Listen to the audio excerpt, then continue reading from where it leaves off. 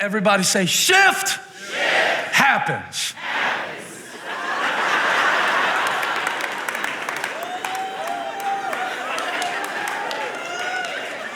When he does it, I want to walk you through it. He picks up in verse 18, and the Bible is put in these verses for us, but originally there weren't like verses breaking up the different letters. It was just there so we can find it. But sometimes it jumps in at a weird place, and I think that happens in verse 18 because Paul says, verse 18, but what does it matter? And that's a phrase that you should use as well. What does it matter? What does it matter? Y'all pray for me that I would get better at that because I take little things really seriously. So Holly laughed when I made that point. That's a good sign. And he says, you know what matters? The important thing, the priority is that in every way, whether from false motives or true, Christ is preached. That's what matters to me. And so everything that serves that purpose is fine with me, whether I like it or not in the moment. That's what matters to me. What matters to you? What matters to you? Because what matters to you will determine the direction that you point your life in. What matters to you, that's your destination. So Paul says, what matters to me is that Christ is preached, and that's happening. So, whatever they're saying about me, that's fine. For the important thing is that in every way, whether from false motives or true, Christ is preached. Because of this, I rejoice. Now, this next phrase to me should be a different verse. They put it right in the same verse, but when Paul makes his next statement, he goes into a completely different mode. He goes in a different zone. And what I want to show you is the next skill that Paul teaches us. And this is not the skill of interpretation. This is the skill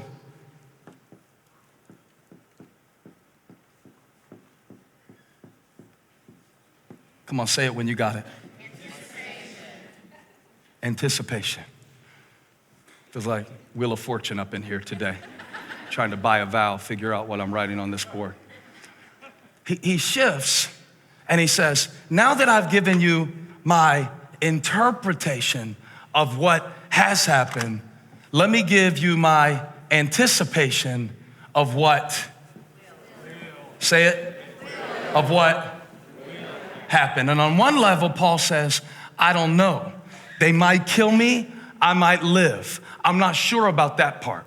But I want you to notice the frame of mind and the state of consciousness that Paul engages over these 10 verses, starting with 18b, where I read to you where he said, yes, and I will continue to rejoice. He uses the word will. He's shifting now. I've spent enough time talking to you about what happened. That's over. Can't control it. Can't do anything about it, okay? I've acknowledged it. I've interpreted it. That's that. Now I'm moving forward. Now I want to tell you what will happen. And I want us to do an exercise, okay, on every campus. So this is for those of you at Butler High School or Matthews campus, temporarily homeless. This is for our Uptown location. This is for Weddington. This is for University City. This is for Lake Norman.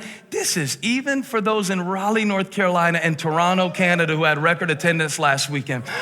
I want all of you, whether you're good at math or not, I want you to count with me the number of times that the word will is used in these 10 verses that start in verse 18. There's the first one. You already got it. So put your hand up. It's one. He said, I will continue to rejoice. Count out loud. That's one. Next verse.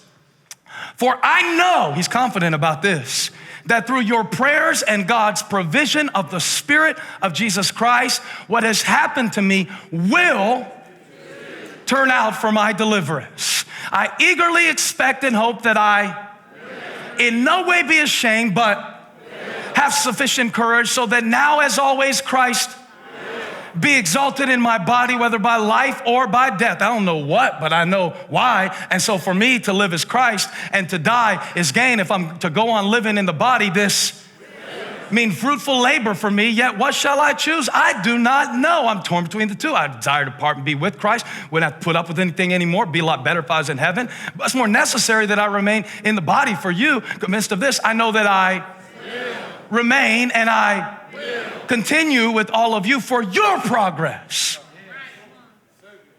Maybe sometimes Our life is meant to be more about somebody else's progress than our own.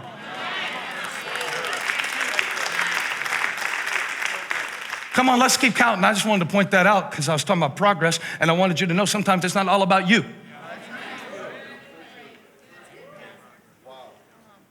So that through my being with you again, you're boasting in Christ Jesus.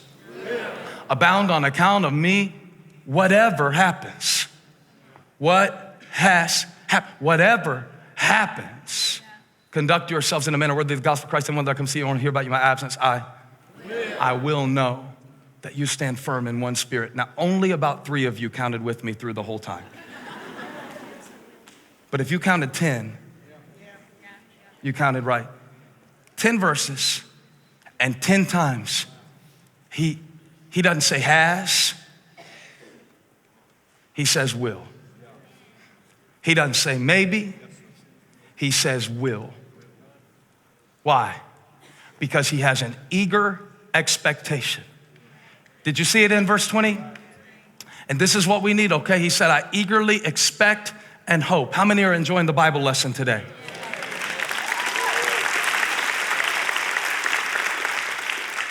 He said, I eagerly, 20, expect and hope. I eagerly expect and hope. I was interested to learn, Jody Jennings, that in Greek, eagerly expect and hope are not verbs, but they're nouns, and they're joined together by the word kai in Greek means and they have within them the idea, and this is where I really need you to focus because I flunked Greek in college, and then I took it again in seminary, and I passed with a C+. And I'm only telling you that for full disclosure to let you know that I don't typically walk around my house quoting Greek. But when I saw this in the text, it was worth bringing out because when Paul says, I eagerly expect, he uses a word, here's what's crazy, that has never been used before. He made up his own word to describe the kind of hope that you have to survive in a situation where there seems to be no way out. Paul said, this is the kind of hope that there is no vocabulary for.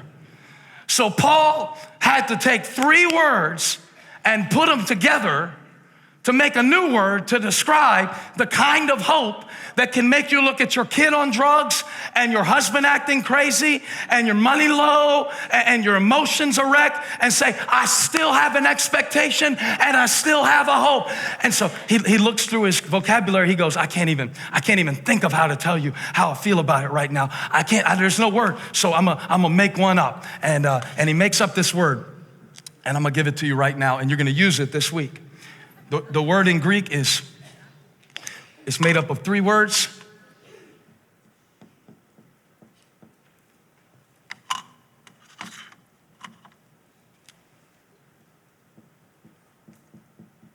Come on, let's say it together on the count of 3. 1, 2, 3.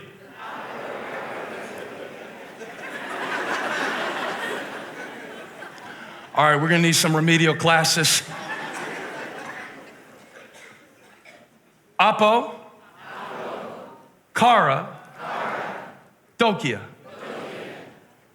Apokaradokia.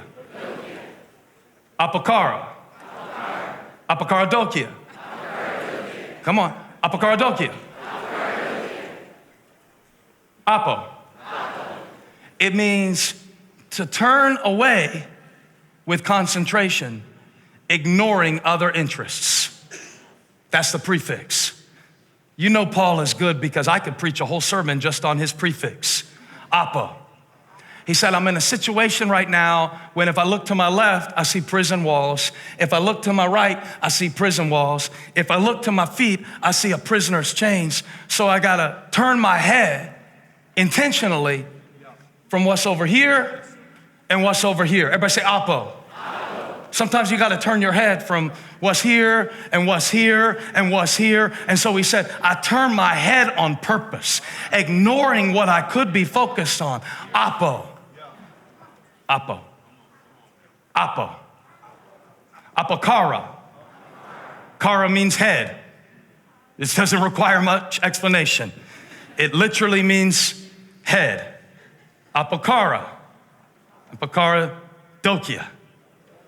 It's a company that was originally founded in Sweden that sells ready-to-assemble home furniture and appliances and accessories. Dokia. Dokia originally means, I'm trying, man, to stretch forward. So when you put it together, you get this meaning, and I'm gonna teach this to you, and we are gonna break it out on whatever situation comes up in your life this week that tries to break your focus or steal your faith. You need a little bit of Apokaradokia, which means stretching the head forward. You missed it, I'm coming to this side. He said, I'm in a prison cell right now and I can't move. I wish I was a better preacher. If I was a better preacher, you'd get excited about Apokaradokia, because he said, I can't move my feet. I can't move my body, but I'm stretching my head forward toward the future. And so I will rejoice because I'm stretching my head forward. Would you touch 3 people? Tell them, stretch your head. Stretch your head. See, here's the problem with a lot of people, we have our heads so far up our past that we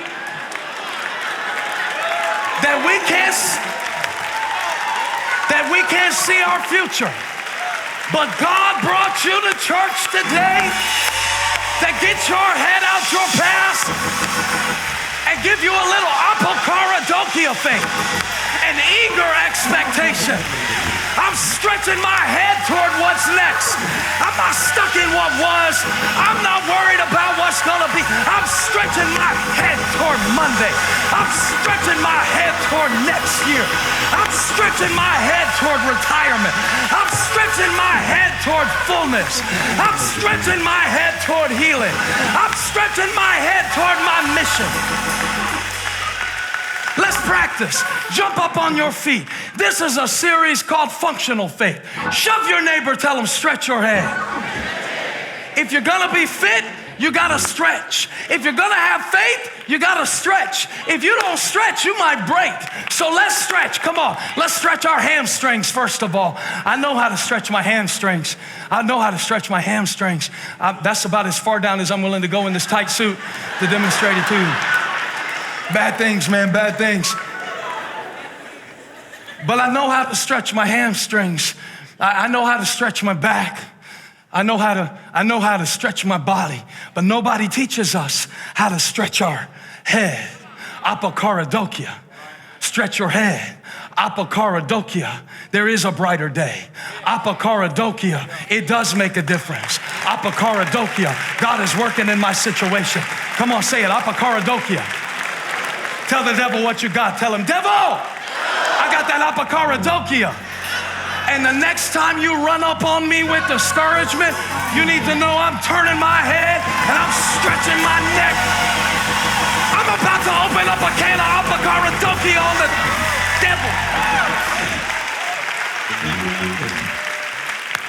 Come on, this is better than Brazilian Jiu-Jitsu.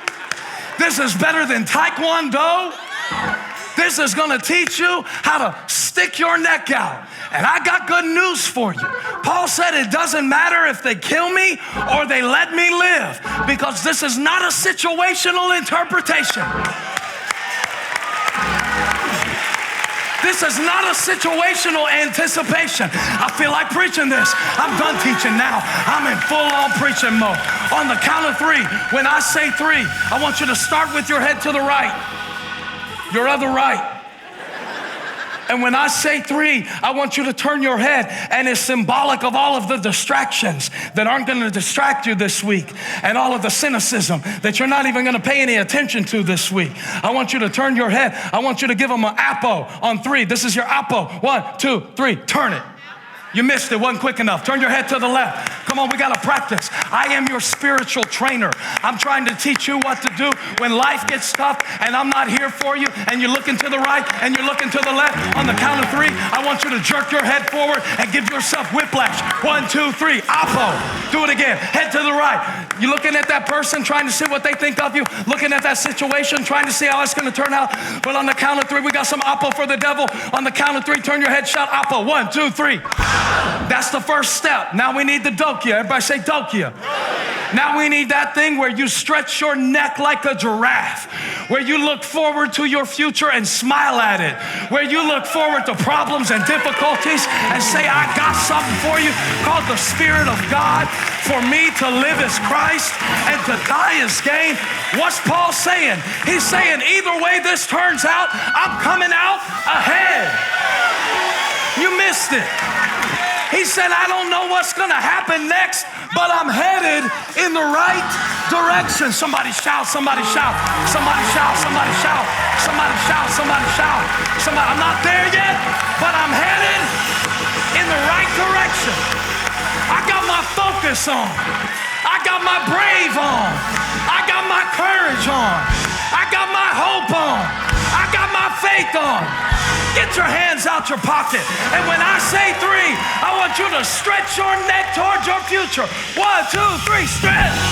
You missed it. Let's do it on every campus. Come on. On the count of 3, stretch your head, Apokaradokia, and tell the devil, I'm coming toward my future in faith. 1, 2, 3. Again. 1, 2, 3. 1, 2, 3. Apple. 1, 2, 3. Dora. 1, 2, 3. Dokia. 1, 2, 3. 4. 1, 2, 3. You got it. You got it. You got it. You got it. You got it. You got it. Clap like you got it. Shout like you got it. Rejoice like you got it. I will continue to rejoice. For to me, I feel good about it. To live is Christ. To die is gain. And I'm coming out ahead. Yay! 1, 2, 3. 1, 2, 3. This is your new cadence this week. You're not going into this week like thinking about what happened when you were 13. I got something for regret. It's called Apokaradokia. I turn my head from that. If I think about that too long, I get depressed. If I think about that too long, I start getting bitter. If I look over here, I might get jealous. If I look over there, I might get discouraged. So I got to stretch my head toward my future in faith. I